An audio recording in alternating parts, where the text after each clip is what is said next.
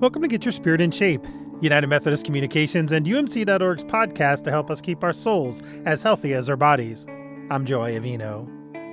Today's guest is United Methodist pastor, the Reverend Robert Craig. When Reverend Craig recently led chapel here in the offices of United Methodist Communications, he talked about his ministry in disaster relief and how the support we give to our United Methodist Committee on Relief provides more than just supplies. It also represents hope. The hope of Jesus Christ that we are able to offer one another in our most difficult times. I think you'll like this reframing of what it means to offer help and hope, one relationship at a time. Robert Craig, welcome to Get Your Spirit in Shape. Thanks, Joe. I'm glad to be here.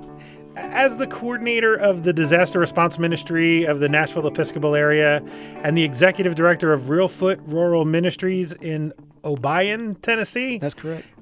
You spend a great deal of your ministry serving those who are in need. So what originally drew you to those kinds of ministries and what continues to energize you about them today? When I initially kind of surrendered to the call to ministry, I was a student pastor and I went to seminary and just thought that was the role that I was going to follow. But it was in seminary really probably when I started to really have this call in servant ministry more realized.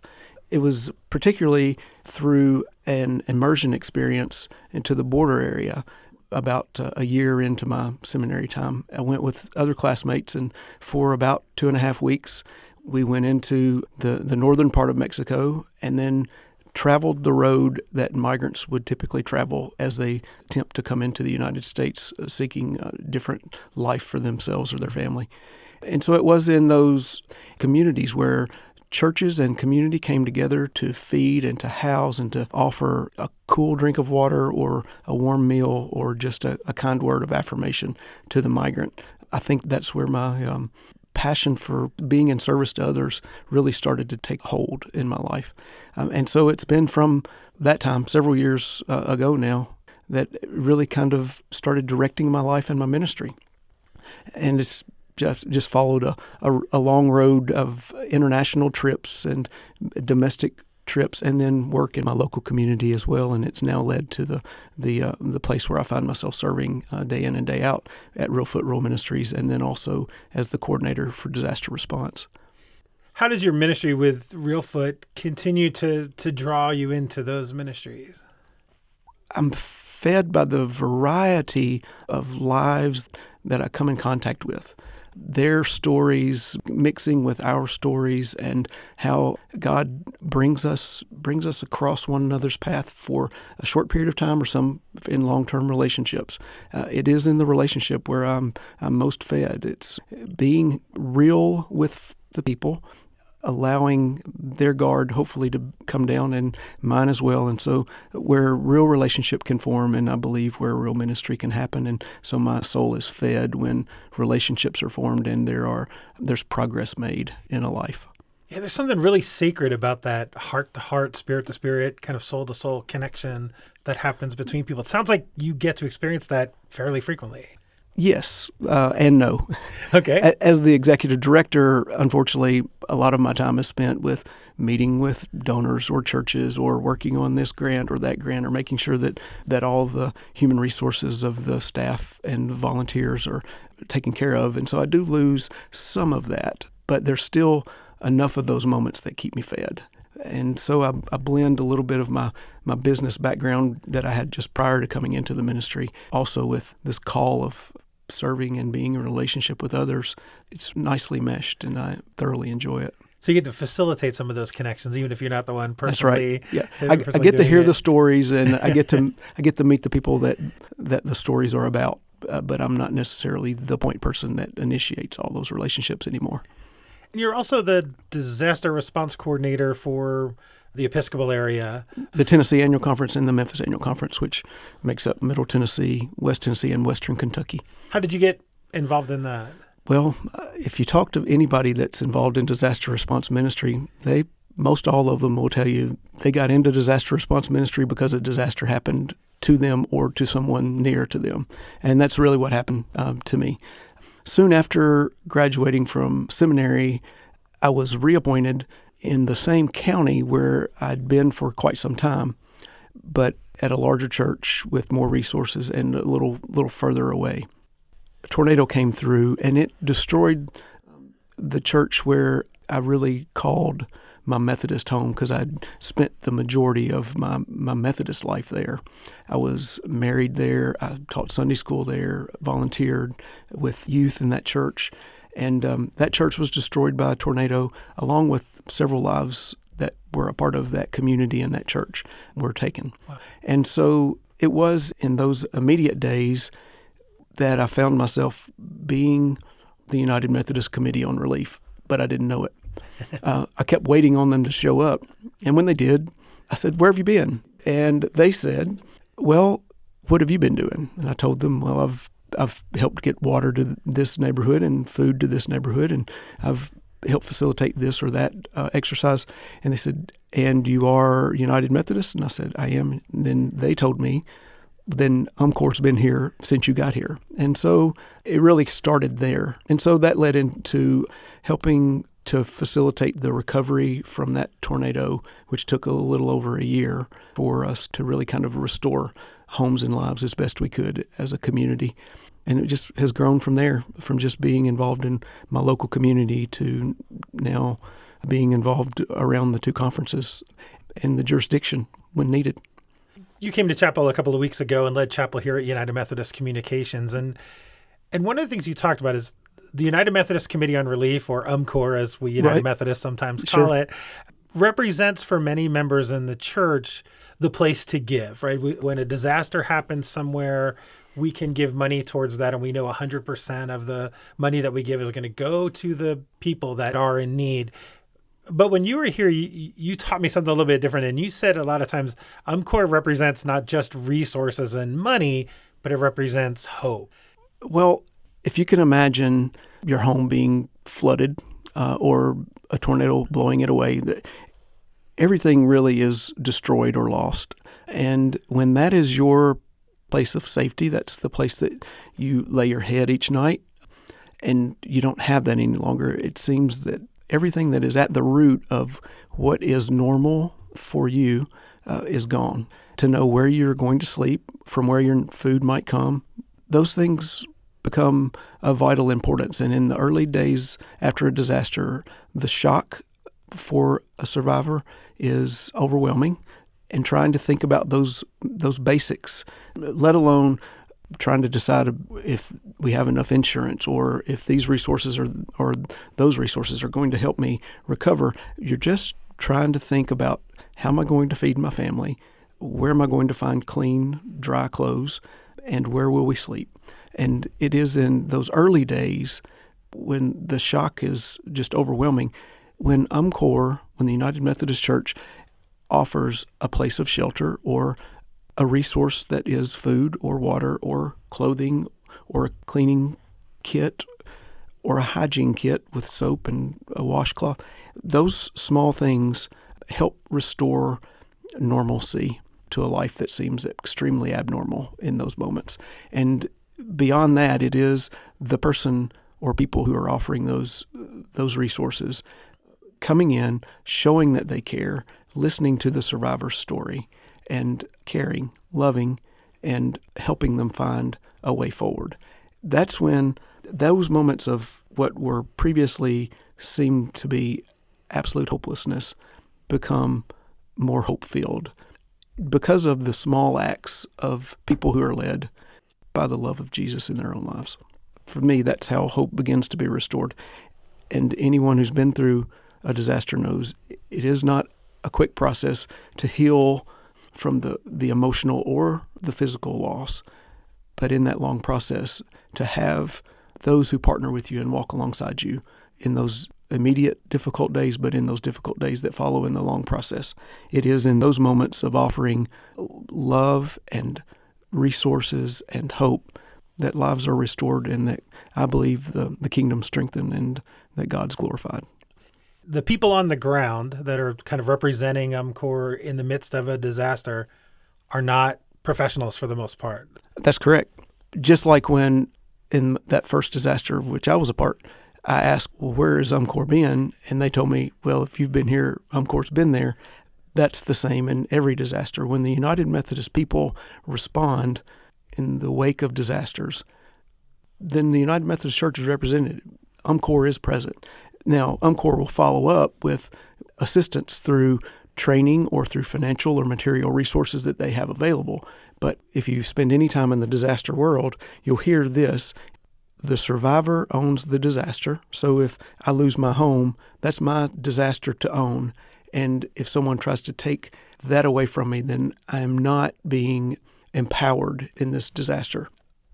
We walk alongside a survivor, but we don't do things for the survivor. We help them by letting them have the choices of how things will be rebuilt, refurbished, replenished, those kinds of things. So it's not that people from Corr will come in and fix everything. They will come in and undergird and hold folks up as they help their community recover. And so it's in those resources of training, sometimes it's personnel, and in material and financial resources that a community is then helped to respond and to rebuild following a disaster. And part of the other thing I think I hear you saying, and I want to clarify too, is that the people that come to volunteer, the people that are part of it, that are representing Corr in the middle of a disaster, part of their goal is to build relationship, person-to-person contact. It's not just about the resources. I know I did youth ministry for a really long time and took kids on mission trips, right? So we would go on these mission trips, and connection happens very often between an older person and a bunch of 14-year-olds. And it's a beautiful thing to watch. I think I hear you saying something similar happens in this. Well, in any team of people that may respond, there is a huge need for a survivor to be able to tell their story. So if everyone on the team is focused on task only, then a survivor gets left out of the picture. And you're right. Hope is restored when relationships are built and someone is emotionally and spiritually nourished to a point where they feel that healing. They know that healing of hope being restored. Sure, having a roof put back on your house or having their house mucked out after a flood is a part of that healing process. But if that physical task to the home is the only thing we're doing, and we're leaving out the spiritual and emotional part, then we're doing a disservice for the work that we're called to as the church. And you're right, it is absolutely vital that the relationship be the most important thing. The task will get done, but the task of spiritual and emotional care and relationship building and hope restoration takes place in the person-to-person relationships. It's not an either-or. In fact, in an early response team, there are different jobs that are identified on one of those short-term emergency response teams that would go out. One of those people is called a listener, and that listener is the person who is constantly in tune with the survivor, maybe not sitting by their side 24/7, but they're aware of the survivor and where they are during the day, during the process of the work that's being done by the team. And they're just kind of keeping a mental check on how that survivor is doing and interacting. And if they seem to be removing themselves from all the people around, or if they seem to be not doing so well spiritually, emotionally, go and at least interact with them and see how can we help in that regard, because that is just as important as the work that's there to be done to the house. Without breaking any confidences, are there stories that leap out at you of examples of the ways people's lives have been changed because of the work that you've been part of? I, too, am a recovering youth pastor and led several youth teams in rebuilding efforts after disasters around the Southeast and Midwest. Some of the lives that I've seen changed most drastically aren't the lives of survivors, but it's the lives of the youth. I mean, I've been out of it long enough now. There are very productive citizens in the country and very productive members in the local United Methodist churches because of the work that they've done of offering hope to someone in a situation where hope had been lost. Their lives were transformed. They were shaped to take lives of service. Some have gone into the military, some into the chaplaincy or the ministry, some into the medical field, some into the mission field.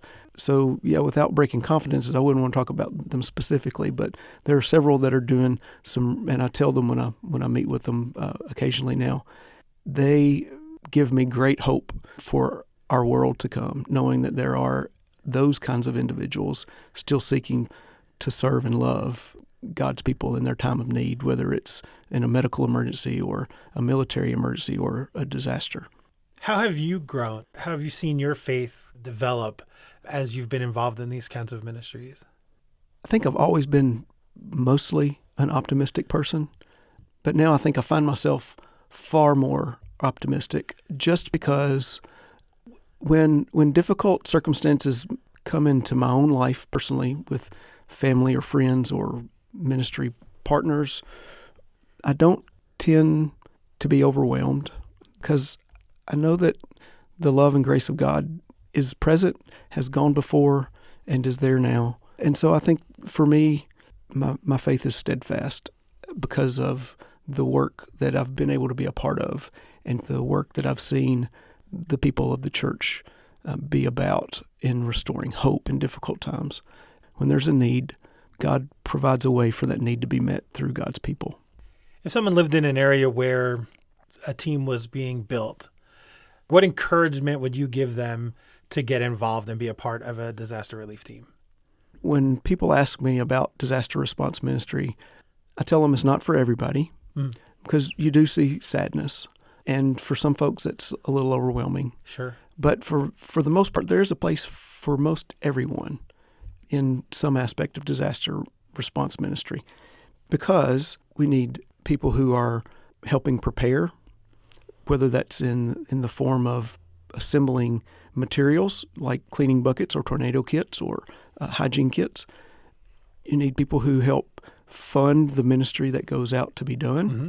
You need folks who are actually doing the hands-on work, and it takes the entire church to make all those happen. And so while they might feel like being on the ground with disaster response ministry is not for them, there is a place for them. But I tell folks, disasters happen, unfortunately, to just about everybody at some point in their life. There are lots of different kinds of disasters, but God is in the business of restoring hope and rebuilding lives following disasters. And if we are to be the people of God, the followers of Jesus, then our work is to be about that work of rebuilding and restoring. So if we're going to live into our call as a follower of Christ, that's what we need to be about. And a really great way to rebuild hope and to restore people to wholeness is to be involved in disaster response ministry. It will bring you joy at times, it will make you sad at times, but it will fill your soul to the uttermost because of the work of the Spirit when we go and be the hands and feet of Christ and represent the church in those moments. I spent a few minutes researching Reelfoot RORO Ministries. I just want to spend a couple seconds talking about that because I could not believe all of the things that are happening in that ministry, from ministry with kids in a daycare and some senior work and meeting physical needs of people. Can you tell me a little more about that, about what happens at Reelfoot RORO Ministries?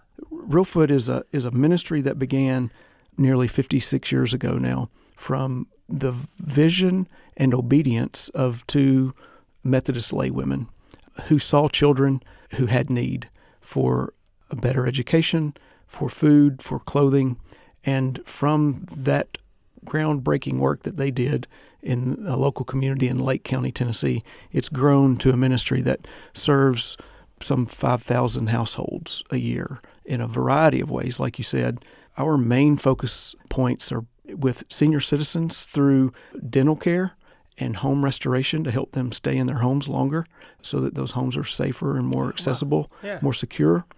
And our focus is on children in a variety of ways. There is a daycare, but we do a lot of other things with children. We do seasonal ministries with children, like in the Christmas season or in the back-to-school season, but we offer feeding for children throughout the year, backpack program, a lot of those things. We have dental and vision clinics for uninsured and underinsured people, and we have a grocery ministry where we feed some 300 households a month. We also have an emergency services ministry where we help people when they need to relocate because of fire, flood, or some kind of disaster in their life, but also in domestic assault relocations. We have household items, furnishings that we help folks set up a new house if they've been relocated. And then there is some financial assistance, although the dollars don't go nearly as far as they need to.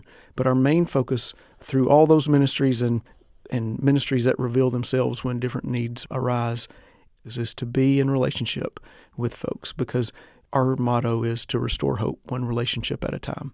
And as we build relationships and those barriers go down, respect is earned, trust is earned, then we can really discern what need is there for that individual, for that family, and how can we not just meet that immediate need of the moment, but how can we help them get to a place where they are more self-sufficient. And so our goal is to build relationships and to restore hope by offering opportunities to a new future. Restore hope one relationship at a time. I love that. It's what our two founding ladies started. It's how they started, and I think it's how we are going to continue to live into the future. If we're going to be effective, it has to be in relationships first and foremost, because there'll be days when the dollars are short or when the food pantry's low, but we can always be there with the love of Christ, offering that in the relationships that we build.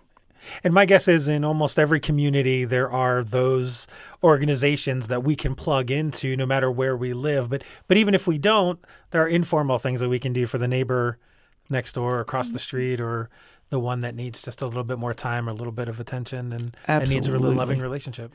Absolutely. If I've learned anything in my years in ministry so far, it's that we all too often get caught up serving in a lot of different areas where the church might reveal that, well, we have a need for a volunteer here, or there might be an agency in town that needs volunteers. And as a director of an agency like that, volunteers are vital. They stretch our dollars. They make ministry possible. But when we get involved in those areas of ministry, sometimes we lose focus of the people right down the street or across the street or next door. There's an older single lady, or there's a little gentleman that can't mow his yard anymore. There are lots of things we can do to share the love of Christ with the folks right down the street. So we can be agents of hope in regular, everyday life, not just in the midst of disaster or in financial or spiritual stress. There are neighbors right down the road that have a need, and I think we might bring a smile to God's face when we take a moment to realize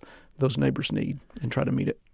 And it's an expression of our faith. We sometimes compartmentalize those things, but our shared United Methodist and Wesleyan heritage teaches us that those things that we do to serve another are also means of grace, ways that we put ourselves in a place where God can do amazing things in and through us and feed us as we're helping to feed someone else and give them the hope that they need. I have one last question that I ask every guest of Get Your Spirit in Shape, and that is, what do you do to help keep your spirit in shape? Well, first and foremost, I guess my wife is Episcopalian, and so we share together the Book of Common Prayer and devotional, the morning prayer ritual. And so that's something that's daily, and I think it's beneficial for our relationship and together and individually. But beyond that, walks around the neighborhood, but runs are a great way to clear my head and just kind of let God speak. And if I don't have headphones in, I can listen, so I leave those at home most of the time. And then this time of year, the days are getting longer, and a great way that I really like to connect with God is through nature, whether that's taking walks or hikes. Sometimes that's a walk on a golf course, pushing a golf cart, and not doing real well hitting the golf ball, but at least getting in some of God's beauty and just some silent time alone. So it is in the silence where I'm probably most edified with my relationship with Christ, and so I seek silence as best I can. And when those moments of silence aren't there, because I'm on the road a lot with the jobs that I hold, I commit at least 1/10 of that road time to something that benefits my spiritual journey, whether it is radio off and thinking, praying and listening, or it's listening to sermons, books, or now that I've been introduced to this podcast, I've been listening to that for the last several weeks and thoroughly enjoying that as well. Well, I want to thank you for this time, but also for your ministry. And I'm going to steal your line of restoring hope one relationship at a time. What a beautiful thing. Thank you so much. Thanks for the opportunity, Joe. That was the Reverend Robert Craig, coordinator of the Disaster Response Ministry of the Nashville Episcopal area of the United Methodist Church. To learn more, go to umc.org/podcasts and search for this episode of Get Your Spirit in Shape titled Restoring Hope. On that page, you'll find links to help you learn more about Reverend Craig, the United Methodist Committee on Relief, and Reelfoot RORO Ministries. We've also included links to help you find more episodes of Get Your Spirit in Shape, conversations with our bishops, and other United Methodist podcasts you might enjoy. Finally, we would love it if you would give us a good review on Apple Podcasts in iTunes.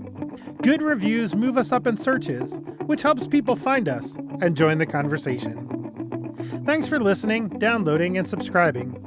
I'll be back soon with another conversation to help us keep our souls as healthy as our bodies. I'm Joey Avino. Peace.